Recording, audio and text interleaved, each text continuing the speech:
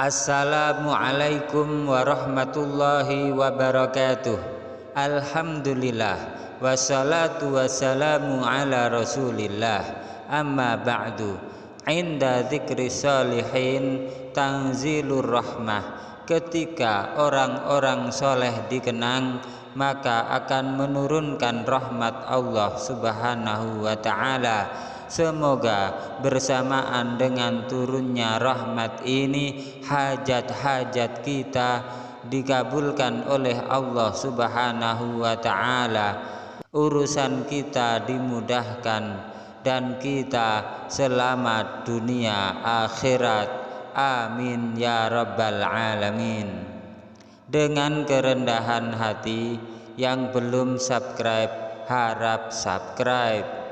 Channel Cerita Pesantren kali ini mengisahkan ada seorang anak perempuan yang semasa hidupnya jarang menjalankan perintah Allah subhanahu wa ta'ala. Anak perempuan yang durhaka kepada Allah. Meski demikian, ibunya senantiasa menyayanginya, bahkan hingga saat sang anak pergi meninggalkan dunia ini. Suatu hari, sang ibu tersebut pun mendatangi Imam Hasan Al-Basri radhiyallahu anhu. Ia mendatangi Imam Hasan dengan tujuan mengadukan keadaannya yang sangat merindukan putrinya.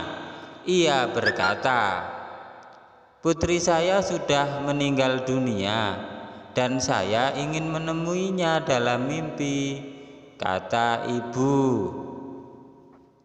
Mendengar hal itu, Imam Hasan Basri pun memberi solusi jalan keluar. Beliau menyarankan sang ibu untuk beribadah sambil membaca sholawat kepada Nabi Muhammad Sallallahu Alaihi Wasallam. Sholatlah 4 rakaat ba'da isya. Pada setiap rakaatnya bacalah surat At-Takatsur 1 kali setelah membaca surat Al-Fatihah. Setelah selesai sholat, berbaringlah miring sambil membaca sholawat kepada Nabi hingga tertidur, kata Imam Hasan. Wanita tersebut pun melaksanakan petunjuk Imam Hasan dengan baik. Hasilnya, dia akhirnya melihat putrinya dalam mimpi. Namun sayangnya, putrinya tersebut berada dalam kondisi yang tidak baik-baik saja. Dia tengah menjalankan siksa kubur dengan tubuh dirantai dan dibelenggu. Setelahnya, sang ibu pun kembali menemui Imam Hasan. Dia menceritakan kondisi anaknya yang berhasil dilihatnya dalam mimpi. Dia menangis kala menyaksikan putrinya dalam kondisi tersebut.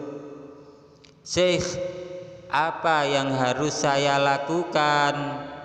tanya si ibu.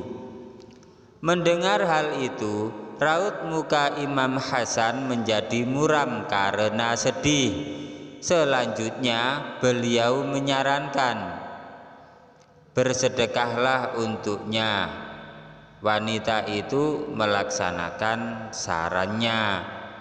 Hingga suatu malam, Imam Hasan merasa seolah-olah berada pada sebuah taman-taman surga yang dijanjikan Allah.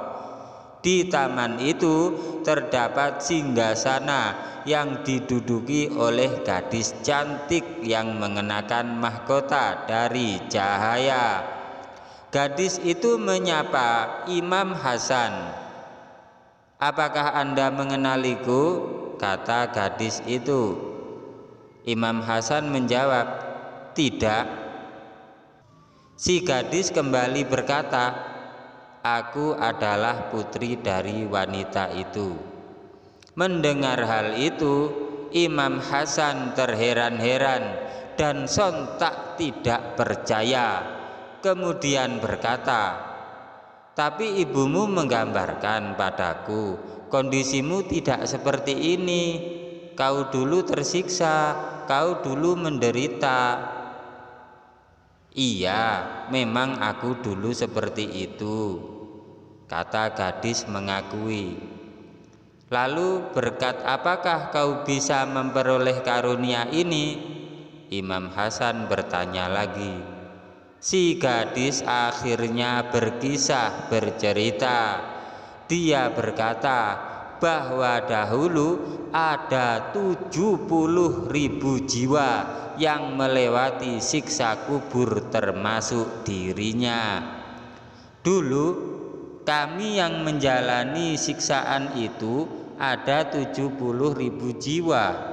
Suatu hari seorang hamba yang soleh melewati kuburan kami, lalu membaca sholawat kepada Nabi Muhammad SAW 1 kali dan menjadikan pahalanya untuk kami. Cerita si gadis tersebut.